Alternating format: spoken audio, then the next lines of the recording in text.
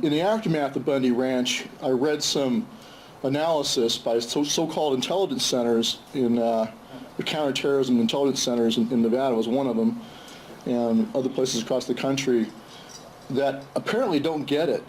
Here's why you had veterans from all over the country jumping in their trucks as individuals, not just Oath Keepers and other groups. We were there too. But there were plenty of guys who all on their own just look and saw what's going on and grabbed their rifle, grabbed their go bag, and jumped in their truck. And why?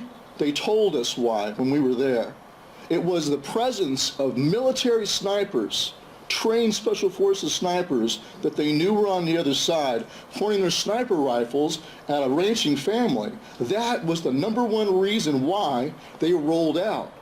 It was because our government was treating that ranching family with less respect than they would treat someone in Iraq or Afghanistan, where they're still trying to win the hearts and minds. The attitude of the government in this case was, we don't care about winning your hearts and minds, we're going to show you who's boss. Here comes the boot on the back of your neck, and it's wearing a special forces foot inside that boot. That's why. And on our side, and here's the message I have for the federal law enforcement that were there, you need to understand how close you were. It was not going to be a Waco where it's going to be you, well-trained professionals, against untrained men, women, children in a church. It was going to be you against other well-trained American fighters. There was one MARSOC Marine who was there who rolled up, no one even knew he was going to show up. He shows up, he just got out of the Marine Corps, 300 kills in Afghanistan behind a .338 Lapua sniper rifle. And he ran into a young Marine who'd driven down by himself from Oregon who happened to have a .338 Lapua.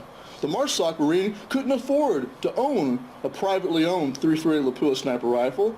When the other Marine veteran found out who this guy was, he said, "This is yours, you take it, give me your M4. They swapped rifles. So now you had a MARSOC Marine who knew what he was doing on the other side of the scope, looking at those Special Forces veteran snipers.